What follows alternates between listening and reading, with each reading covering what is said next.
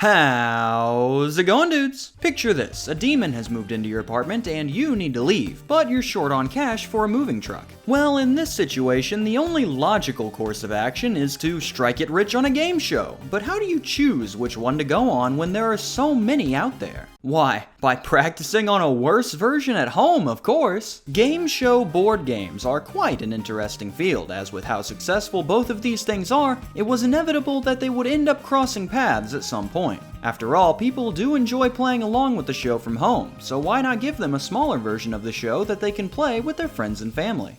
Because most of them are bad.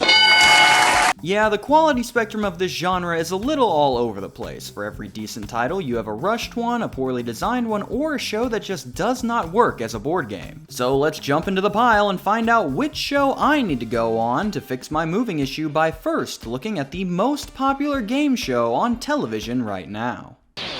This is Jeopardy!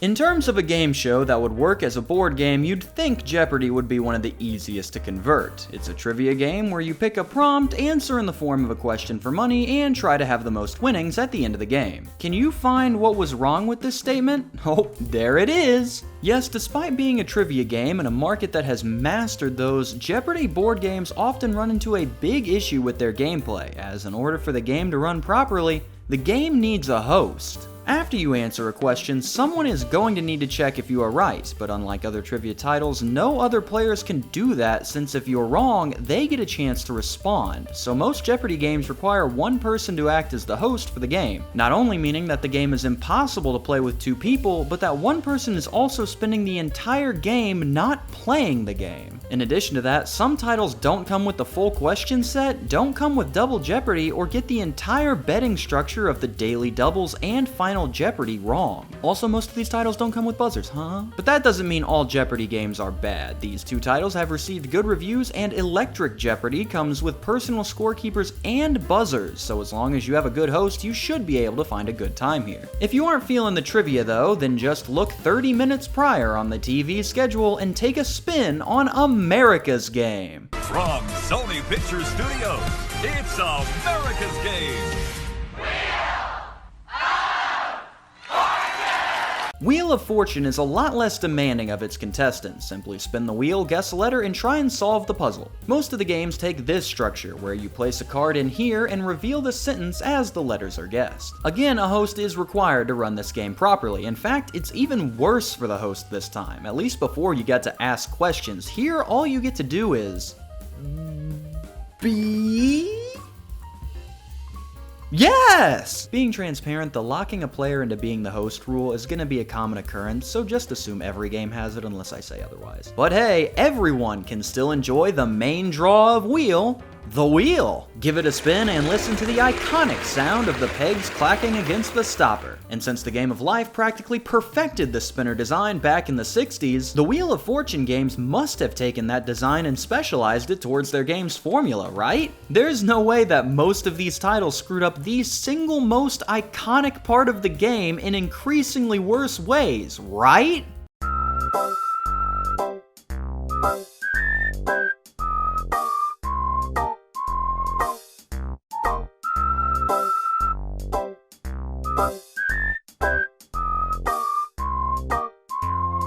Don't worry, wheel watchers, for at least some of the games put fun first and gave the wheel the respect it deserves. Heck, this version makes you build a stage for it. That's a good wheel. Speaking of good wheels, let's transition to the second most famous wheel from the game show world, the Big Wheel from The Price is Right. Here it comes from the Paul Barker studio at CBS in Hollywood.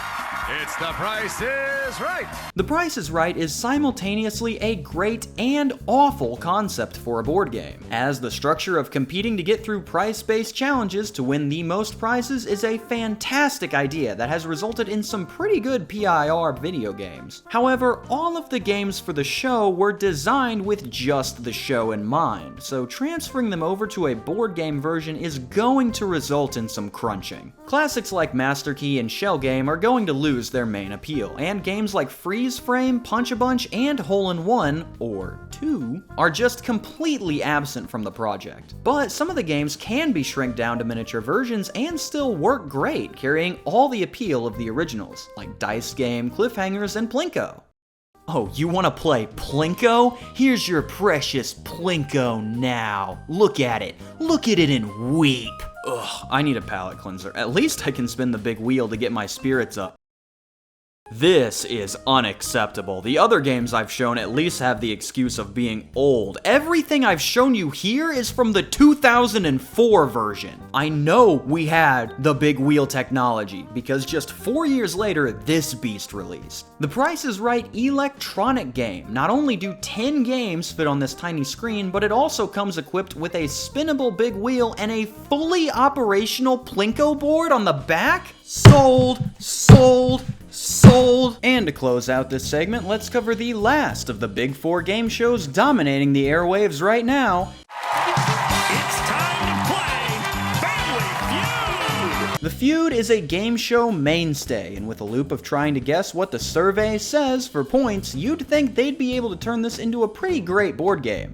Guess what? This time they did! The 1977 board game pulled out all the stops to bring the show home to you, featuring a standing survey board with retractable slides that are used to reveal answers as they are guessed. The game can follow the standard rules or where teams make money as they get correct answers, and while the game works best with a host and teams, the creators included an entirely separate rule set so that the game can work with 2 players. It doesn't look as fun as the standard game, but the fact that it's included at all is a nice touch. Not everything is included. They couldn't figure out how to implement fast money, and there are no buzzers for the opener, but overall it translates the baseline gameplay very well with some great presentation. It is a very old title though, so if you'd like to play the Feud now, they did release a Platinum edition of the game show in 2019, so let's check it out. Found it, Steve. But not just the big 4 game shows got releases, as practically anyone that managed to hit a popular streak tried to capitalize with a home BG release, to extremely varying degrees of success. Who wants to be a millionaire? Yeah, okay. This Trivia Titan sees contestants attempt to scale the value chart by answering questions, risking their winnings in an attempt to take home $1 million. It's a trivia game where you move up the board. They couldn't screw this up if they tried. Most versions come with a scoreboard to move up, but my favorite version is the one from 2000, which reduces the scoreboard to pencil and paper and instead includes this cool question holder, allowing you to remove answers if you use a lifeline, which really adds to the immersion. It's like I'm really there. Since this game is 1 player at a time, the host issue really isn't present since everyone just takes their turn and whoever does the best wins. Another title that benefits from the 1 at a time model is a game you'd play on a case-by-case basis, Deal or No Deal. I am standing here inside a high-security vault. This extremely popular show from the late 2000s had contestants eliminate 1 case at a time, while hoping that the case they originally picked had the $1 million prize inside, all while being goaded by the banker who would offer them a deal to sell the case based on how well they were doing. The Deal or No Deal people did a pretty good job faithfully translating the show over. It includes cases with exchangeable dollar amounts, a scoreboard that flips to cover the winnings when they've been eliminated, and even 1-cent tokens that you can give a player if they end up winning the lowest amounts, which is just brutal. Unfortunately, the game rates poorly, and it's considered that a good Deal or No Deal board game might be impossible to produce due to just one factor: atmosphere. See, no board game can live up to the show that it's based on, but no game show relies harder on the setting and the stakes quite like Deal or No Deal. When you break the other games down to what you do, you get gameplay like answer trivia questions, play minigames, heck, spin a colorful wheel. But in Deal or No Deal, your gameplay is restricted to pick a briefcase and say yes or no, and yet it was one of the most stress-inducing shows on the air purely due to the atmosphere. Look at this clip and remember that this game is basically just pick a random card. Everything in life has a tipping point. Is this the tipping point? The offer now is $425,000. But the atmosphere that makes the game show breaks the board game, as there's really no way to replicate that experience. There is no mysterious banker, there is no cover to slam, heck, there isn't even a fake phone to answer. This is the tragedy of why the Deal or No Deal board game scores so low, but honestly, if you just have the host ham it up, you should have a lot of fun with it. Another show that thrives on the atmosphere it creates is the timed minigame star Minute to Win It. 10 games, each 60 seconds. Playing with household items can make you a millionaire. But first, you have to make it past the clock. You've got a minute to win. As the intro explained, contestants have 1 minute to complete simple games using household items to win it big, all while under the watchful eye of Flavortown regular Guy Fieri. These two just rocked the house with $125,000, and you know what? I just rocked the house with your mom.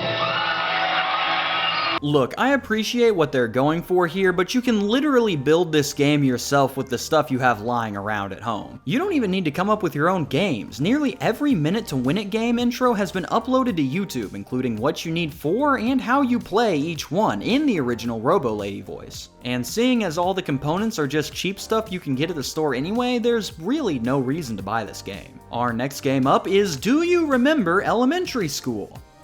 Wait. Oh, are you smarter than a 5th grader?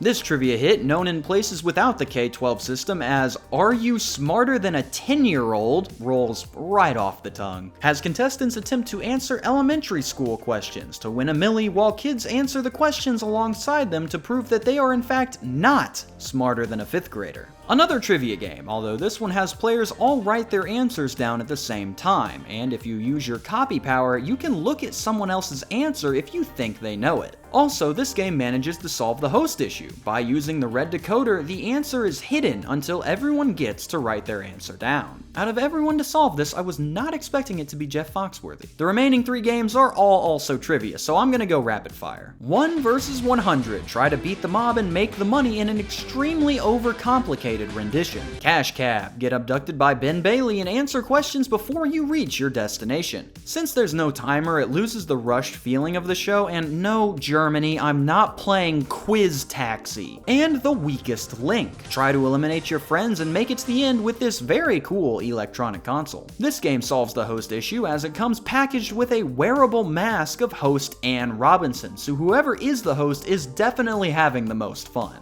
Those are your modern hits transferred into board game form, but any game show fanatic knows that while the new stuff rules, nothing can beat out the classics. Classic game shows, the golden oldies of the genre at a time where some of the most iconic games made their name. There's something special about watching old game shows on places like Buzzer. Seeing the old sets, winning values, and prizes is just a treat for fans of these programs. So instead of watching them, let's play them, starting with the riskiest game around. From Television City in Hollywood, it's time to press your luck. Press Your Luck saw players answer questions to earn spins, then spend those rolling on the big board to try to win cash or fabulous prizes, all while trying to avoid the whammies that will leave them with nothing. This game was a big hit back in the day, which is why it's no surprise that the first version of the board game was made all the way back in 2020. Yes, for some reason they just never tried making a board game out of the show, till 40 years after its debut, with the 2020 version including a functioning big board, that you access through a phone app, as well as including a marketable whammy plush. That one a little too luck reliant for you? Never fear, just try your hand at true skill with Password Plus. It's more than password, it's Password Plus. PP has teams of 2 try to guess the password, as one player who knows it needs to get the other players to guess it using one-word hints. It's a simple concept which transfers over to the board game well, using the same red decoder tech as 5th grader to hide the hints and answers from the players. The game transfers both the standard and bonus rounds so that you get the entire Password Plus experience. Solid structure, solid premise, solid components, solid title, not much else to say here, they did a really good job. Having a little too much fun playing these games? Well, let's get you in trouble with The Newlywed Game. The Newlywed Game features competing couples as each partner tries to see just how well they know each other, earning points if they come up with the same answers to questions about them. The questions come in 4 categories: memory, personality, sensuality, and potpourri, with different sets of questions for the gentlemen and ladies. This is meant to be played as a party game with other couples, but in doing so features one of the highest bars of entry to any board game I've covered: a girlfriend. Some of these are pretty standard cues, but for others they just dropped the pretenses entirely and said, there's no right answer here, you just lose. Instead of getting into a fight, let's relax with a simpler game. What could be better than a rousing round of tic-tac-toe? Why, a rousing round of tic-tac-toe with Alf, of course. From Alf, the one and only Alf.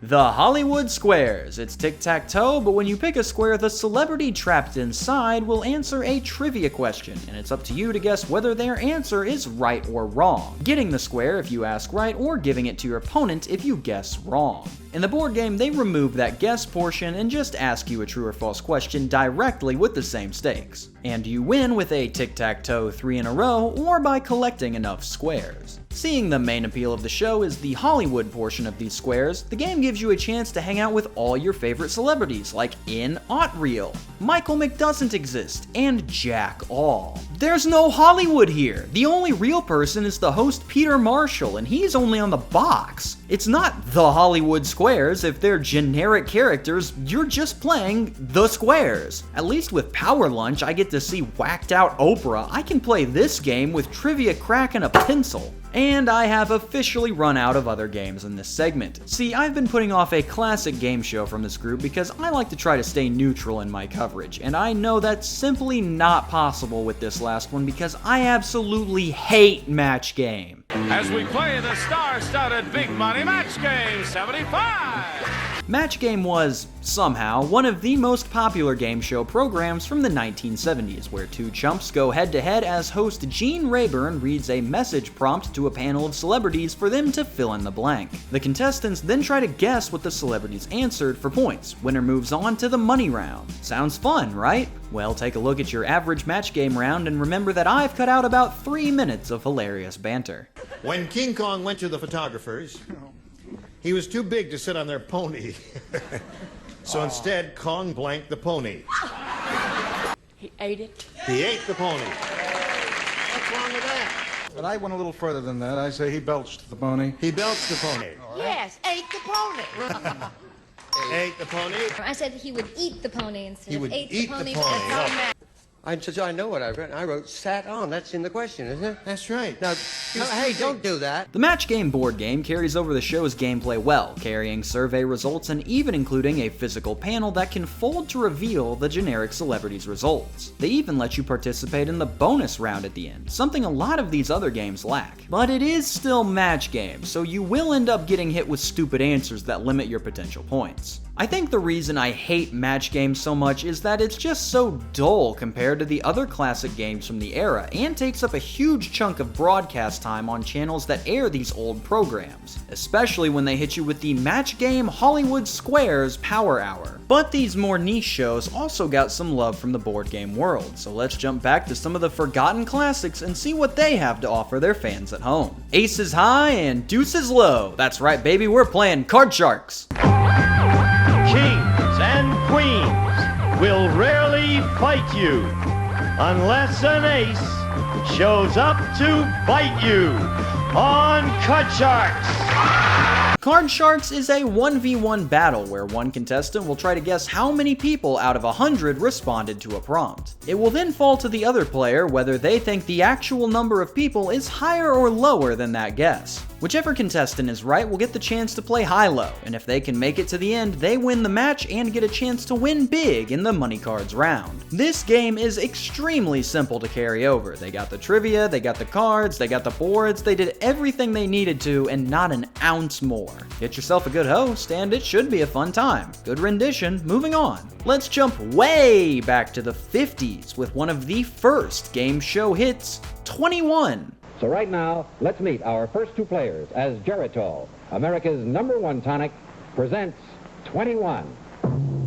From New York City, Mr. Charles Van Doren, and returning with $69,500 from Forest Hills, New York, Mr. Herbert Stemple. 21 was a straight quiz show battle, as contestants would be asked questions to earn points. First one to get 21 points wins. What was so compelling about 21 was that neither contestant had any idea how well the other was doing, as they were contained in separate booths that restricted sight and sound, and were not told the other player's score. And since players could choose to take harder questions for more points, this led to a massive risk-reward trial where you won't know you've made a mistake until it's too late. The board game is really well made, with a category selection box to pick from and a cardboard contestant booth score tracker.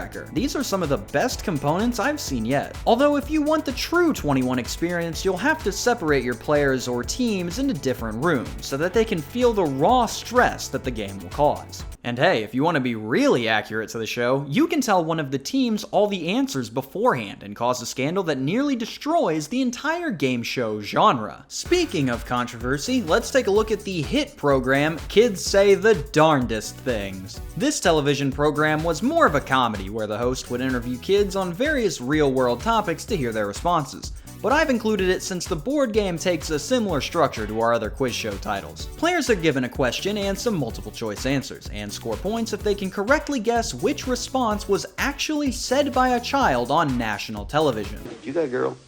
Huh? Do you have a girl? Yeah, girlfriend. You have a girlfriend? 3 of them. 3?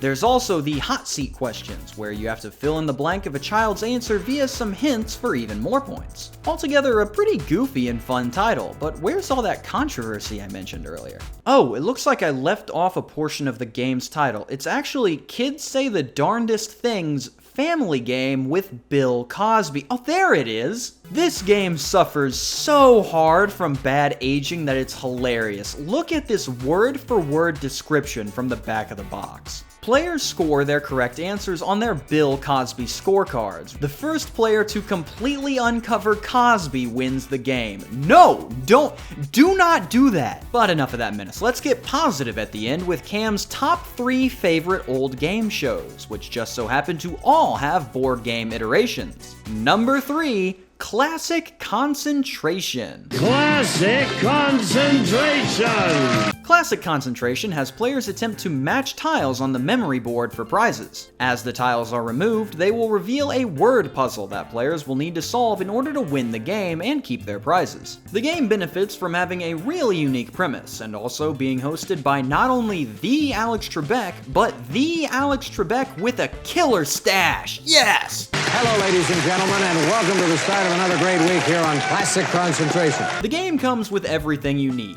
The board, matching tiles with prizes, and even puzzles designed by the people who do the puzzles for the actual show. Whoever has the most money in prizes after a set number of rounds wins the game, and you even get to see what prizes you get to take home, like a camera package, assorted chocolates, a hot air balloon ride, a roll-top desk, or this beautiful large-screen TV valued at $4,000! Quality show and a quality product. So let's move on to Cam's number 2 favorite old game show.